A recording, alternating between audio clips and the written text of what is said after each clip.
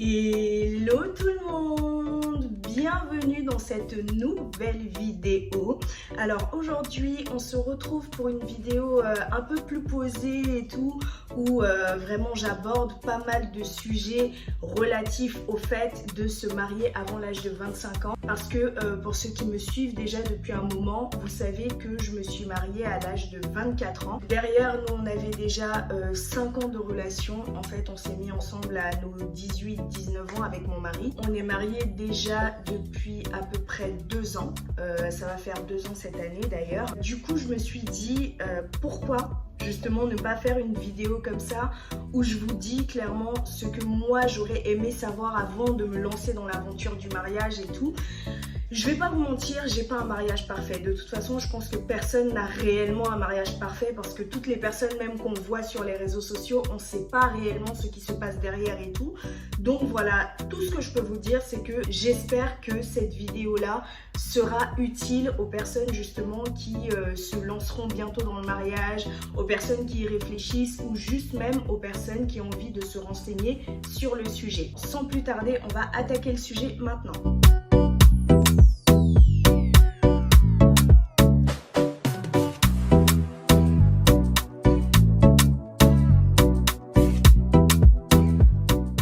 Déjà, la première chose que je tiens à dire, vraiment, et je dirais c'est beaucoup plus valable peut-être pour les femmes que pour les hommes. Je dis ça parce que je suis moi-même une femme, donc je vois très bien ce que les femmes de mon entourage voient, ce qu'elles comprennent, ce à quoi elles s'identifient, on va dire. Et vraiment, il est très important que vous compreniez que le mariage, c'est autre chose que la cérémonie. Ce n'est pas juste la belle cérémonie avec la robe blanche, avec le mari qui dit oui, avec la famille, tout le monde est content. Ce n'est pas juste ça. C'est vraiment quelque chose de beaucoup plus gros que ça. Je dirais même limite la cérémonie en elle-même, elle est limite moins importante en fait que tout ce qui va se passer derrière et surtout ce qui va se passer avant, parce qu'il y a un travail à faire avant de se marier, il y a un travail à faire pendant le mariage, donc la cérémonie et tout, et il y a un travail qui se poursuit de manière perpétuelle après cette même cérémonie là. Il faut clairement comprendre que la personne avec laquelle on souhaite s'engager, déjà le mariage c'est pas un jeu, c'est vrai, il y a plein de personnes qui disent oui mais le divorce c'est pas pour les chiens, c'est pour les êtres humains. Oui c'est vrai, mais on ne se marie pas dans l'optique de divorcer, ou bien on ne se marie pas pour se dire que oh bon bah écoute, si on rencontre le moindre problème, tiens on va divorcer. Ça se passe pas comme ça. Donc déjà il faut que vous compreniez que numéro 1 c'est pas une course. Franchement, c'est pas une course. Si vous sentez que vous avez envie de vous marier, mais que la personne en face, vous ne la sentez pas entièrement prête à 100%, prenez votre temps. Vous ne vous mariez pas pour la famille, vous ne vous mariez pas pour les amis, vous ne vous mariez pas juste pour faire la cérémonie, pour être contente 1 ou 2 journées, vous ne vous mariez pas pour ça. Vous vous mariez carrément pour vous réveiller auprès de la même personne tous les jours jusqu'à la fin de votre vie. Donc c'est quelque chose qui est très important. Il faut que vous compreniez que le mariage c'est autre chose que la cérémonie. Numéro 2, je pense que c'est déjà le deuxième conseil que j'aimerais vous donner. N'en faites pas trop. Vraiment, n'en faites pas trop. N'en faites pas trop dès le départ, n'en faites pas trop. Il faut rester soi-même. C'est vrai, c'est super difficile parce qu'on se dit oui, mais par exemple pour les meufs on connaît le mec, voilà, il m'a rencontré, j'étais maquillée, j'étais belle, j'étais ceci, j'étais cela et tout, je mangeais pas trop et tout, ou bien je faisais semblant devant lui de ne pas trop manger. Franchement, évitez ce genre de choses.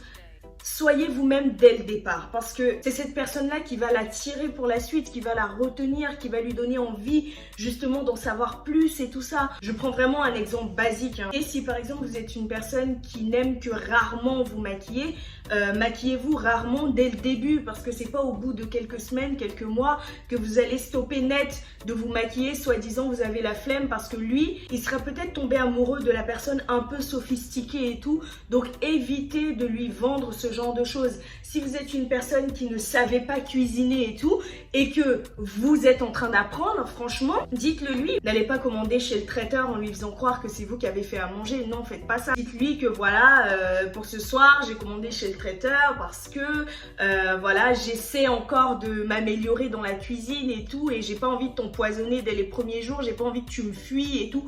Tournez ça même un petit peu dans de la blague en fait, ça va beaucoup mieux passer plutôt que si vous camouflez, plutôt que si vous mentez en fait.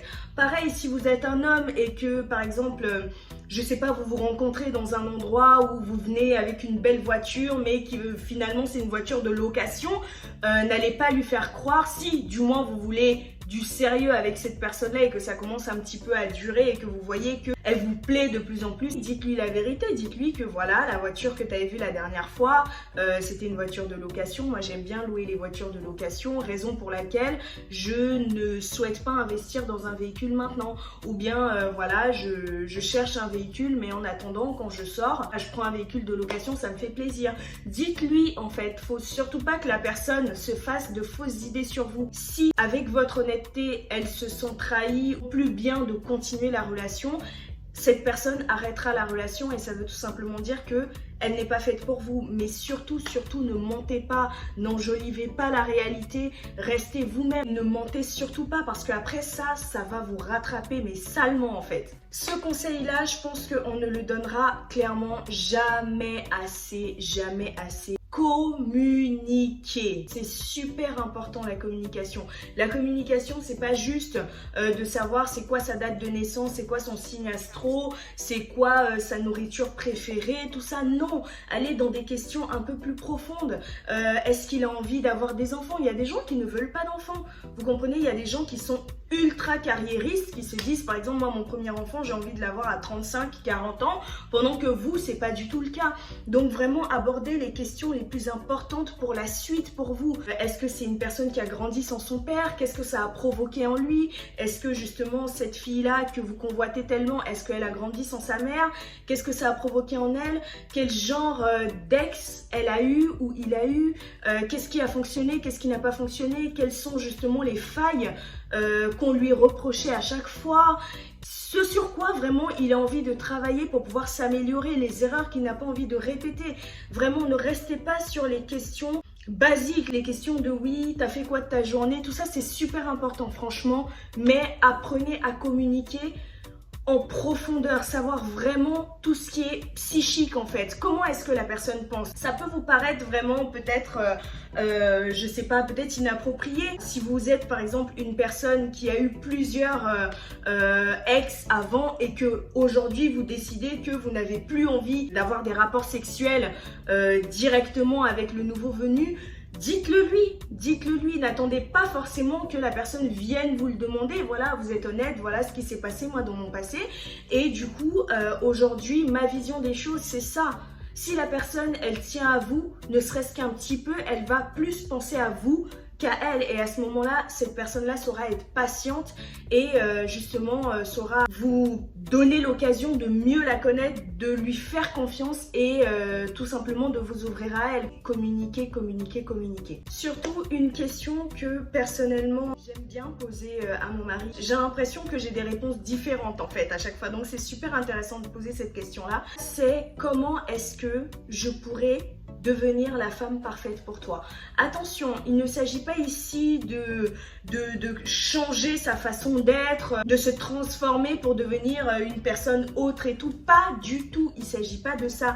Il s'agit juste de donner l'opportunité à votre conjoint ou à votre conjointe de vous dire clairement là, justement, regarde ce que tu as fait la dernière fois par rapport à ça, ta gestion de tel ou tel point, j'ai pas apprécié, ou bien ça, tiens, j'ai bien aimé ta façon de te comporter à ce moment-là, lorsque telle personne t'a dit telle chose et tout, j'ai bien aimé comment t'as répliqué et tout, vraiment c'était assez sage, c'était calme, voilà, vraiment c'est une question qui ne veut pas forcément dire que la personne doit vous pointer du doigt tous vos défauts et tout. C'est aussi le moment pour vous de dire ce que vous aimez chez votre conjoint, de dire ce que vous n'aimez pas aussi. Voilà, c'est toujours important de dire ce qu'on n'aime pas, mais il ne faut surtout pas oublier de dire ce qu'on aime et c'est super important. Évitez l'orgueil. Vraiment, je sais pas, l'orgueil c'est quelque chose qui pourrit énormément de relations de couple.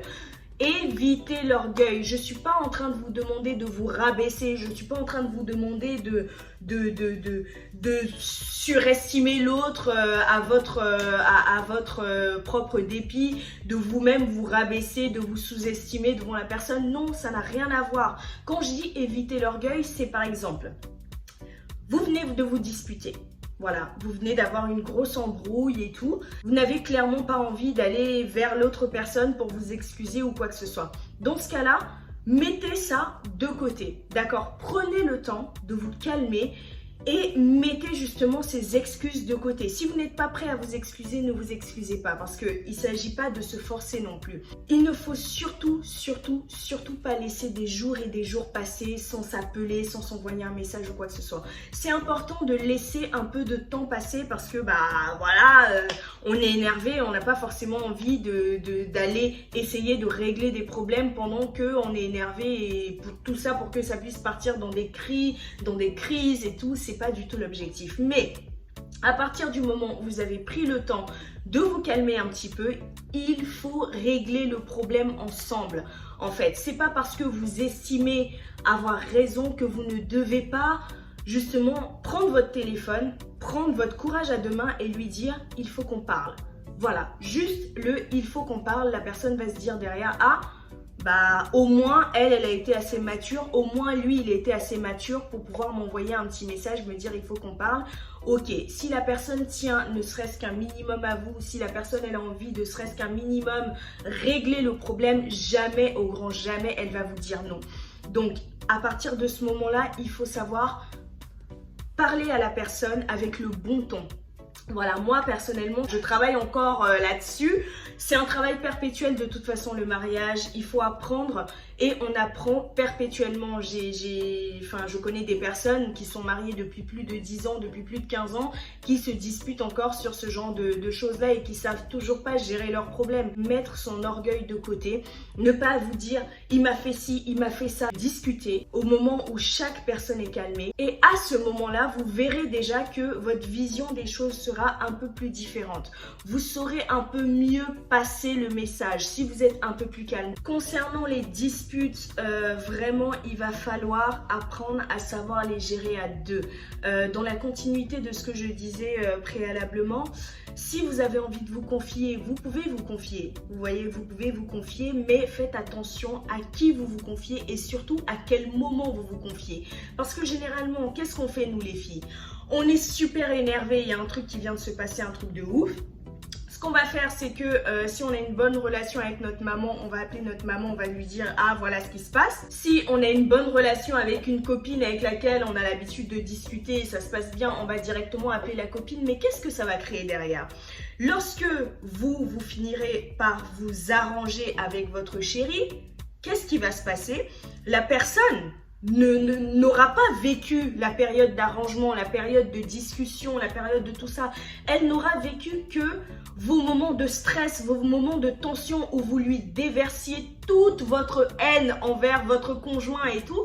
Et qu'est-ce qui va se passer? Cette personne-là va juste garder ce point sombre et finalement, elle peinera, on va dire, à passer à autre chose. Donc, ça va créer des tensions entre ces deux personnes, entre la personne justement à qui vous vous serez confié et entre la personne que vous aimez. Et ça, c'est vraiment pas bon du tout. Par exemple, ça fait quelques temps maintenant que vous êtes avec votre chéri, tout ça, ça se passe bien, mais vous ne vivez pas encore ensemble. Vous souhaitez, vous, la femme, justement, vous installer avec lui dans les prochains mois. Lui, il vous explique que non, il n'est pas forcément prêt, il n'a pas... En gros, ce n'est pas trop le moment pour lui, mais les raisons qu'il vous donne ne sont pas valables, en fait, pour vous. Et vous, dans votre frustration, dans votre nervosité, vous allez directement appeler votre copine. Oui, allô ma chérie et tout, regarde, je viens de lui proposer qu'on vive ensemble, il vient de me dire non, tout ça, je sais pas. Moi, je pense qu'il m'aime pas en vrai parce que franchement, tous mes ex et tout, c'était pas comme ça. Ils voulaient tous vivre avec moi. Maintenant que j'ai envie de me poser, c'est comme si... Quand. Calmez-vous, ne faites pas ça, ne faites surtout pas ça. La tentation est grande. Quand on vient de se disputer avec son chéri, surtout pour des raisons qui nous tiennent à cœur, on a forcément envie de se confier à une copine et tout. Mais calmez-vous. Vous vous confierez, mais au moment où vous serez calmé, écoutez la personne. Écoutez votre conjoint, demandez-lui clairement le pourquoi du comment. Si vous trouvez que les raisons qu'il est en train de vous évoquer ne sont pas valables, dites-lui, écoute, désolé chérie, les raisons que tu es en train de m'évoquer là, moi, voilà ce que je ressens. Moi, ce que je ressens par rapport à ce que tu es en train de me dire, c'est que tu n'as pas envie de vivre avec moi. J'ai l'impression que tu ne m'aimes pas. J'ai l'impression que tu n'as pas envie de t'engager. Qu'est-ce qui se passe? Est-ce que tu as peur de l'engagement? Est-ce que c'est moi qui te donne des raisons justement de ne pas t'engager? Qu'est-ce que je pourrais faire pour améliorer le truc? Qu'est-ce qu'on peut faire à deux? Quand est-ce que tu penses pouvoir te sentir prêt? Qu'est-ce qui te manque pour pouvoir sauter le pas? C'est ce genre de questions-là qu'il faut poser. Arrêtons un peu de nous fâcher pour tout et pour rien. Je suis en train de vous dire ça, mais franchement, j'apprends encore. Et le plus important, c'est de prendre conscience de ces failles pour pouvoir systématiquement les améliorer. Il faut absolument apprendre à prendre sur soi. Qu'est-ce que ça veut dire? Ça veut dire que vous n'êtes pas censé vous donner en spectacle devant les gens. C'est vrai que c'est difficile, surtout quand on a un tempérament fort. Personnellement, j'ai un tempérament assez fort et du coup, j'essaie de gérer, j'essaie de prendre sur moi. Mais à nos débuts, il y a eu plein de moments comme ça où je ne savais absolument pas gérer, je ne savais absolument pas prendre sur moi. Il faut apprendre à gérer vos problèmes à l'abri des yeux des autres. Franchement, ça sert à rien de se donner en spectacle, de péter une crise et tout. Ça, c'est des choses qu'on fait quand on est adolescent. À partir du moment où on se dit que voilà, cette personne-là, j'ai envie de m'engager avec, cette personne, j'ai envie qu'elle soit ma femme, j'ai envie qu'il soit mon mari, il faut savoir justement dépasser ça. Imaginons, vous êtes à une soirée, il se passe un truc, vous vous embrouillez. Si vous ne vous sentez plus à l'aise à la soirée et que vous sentez que vraiment vous ne pouvez plus gérer vos émotions, expliquez-lui, voilà, moi je vais rentrer parce que je ne peux plus supporter. Vous prenez vos dispositions, vous rentrez.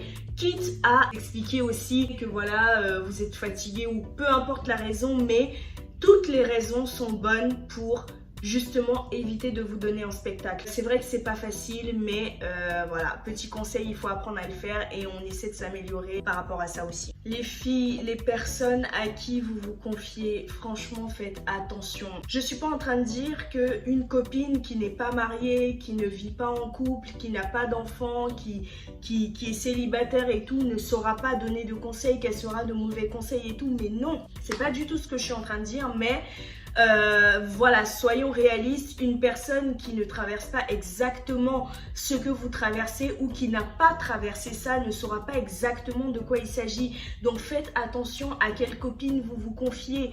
Vous voyez, faites vraiment attention surtout sur quel point, sur quel sujet vous vous confiez à vos copines. Ne vous confiez pas sur tout et n'importe quel sujet à vos copines parce que c'est pas tous les sujets qu'elles comprendront. Si vous êtes marié, évitez de vous confier sur des sujets très importants de votre couple à une copine célibataire qui, elle, ne l'est pas parce que forcément, elle ne saura pas exactement de quoi il s'agit. Très, très, très important, les filles. Dire je t'aime. On n'a pas conscience forcément de l'importance que ça a, mais c'est super important de dire à son conjoint, à sa conjointe, je t'aime. Il y en a que ça écorche, par rapport à leur vécu, par rapport à leur passé, mais c'est super important de dire je t'aime. Apprenez à lui dire je t'aime, apprenez à lui faire des compliments, apprenez à lui dire ah mais t'es beau, ah mais t'es belle et tout, ces tresses-là je les aime bien, j'aime bien ce pantalon, j'aime bien comment ça te met en valeur. Allez-y, les compliments, il n'y en a jamais assez parce que dites-vous que les compliments que votre conjoint ou que votre conjointe n'entend pas à la maison, c'est les mêmes compliments qui vont le ou la faire frémir à l'extérieur. Donc c'est pas du tout ce qu'on veut. Donc, au niveau des compliments, franchement, allez-y. Et si vous trouvez, encore une fois, que votre conjoint ne vous fait pas assez de compliments, dites-le lui, dites-le lui. Le dernier point que moi je souhaiterais aborder, c'est vraiment le point de la carrière professionnelle. Qu'est-ce que votre conjoint, qu'est-ce que votre conjointe a envie de faire? vraiment de sa vie en fait, et comment est-ce que ce conjoint ou cette conjointe voit votre vie dans l'avenir. Comment est-ce qu'elle vous voit? Est-ce qu'elle se voit toujours entre deux avions et tout? Est-ce que vous, ça vous convient d'avoir une personne justement qui est absente? Est-ce que ça vous convient, par exemple, un pompier qui a des horaires qui sont super difficiles? Est-ce que ça vous convient d'être marié à une personne qui a son entreprise et du coup qui a beaucoup de charges, beaucoup de stress et qui derrière va venir forcément vous déverser ça sur le dos parce que c'est difficile à gérer?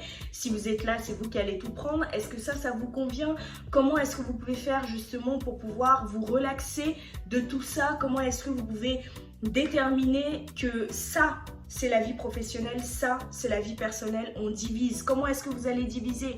Comment est-ce que vous allez gérer? Vraiment, tout ça, c'est super important de savoir. J'ai pas tout abordé dans cette vidéo-là. Franchement, il y a plein de points encore plus importants. Donc, dites-moi si justement une deuxième vidéo sur ce genre de thème-là pourrait vous plaire. Moi, vraiment, il n'y a pas de souci. J'ai pas des années et des années de mariage derrière moi. Mais ma petite expérience m'a quand même montré qu'il y a des choses à faire, il y a des choses à ne pas faire. Il y a des petits trucs pour améliorer la relation de couple et tout, comment on fait durer un couple dans le temps. Donc franchement, n'hésitez pas à me dire si une deuxième vidéo de ce genre-là pourrait vous plaire. Et en attendant, on se retrouve très bientôt pour une nouvelle vidéo. Ciao!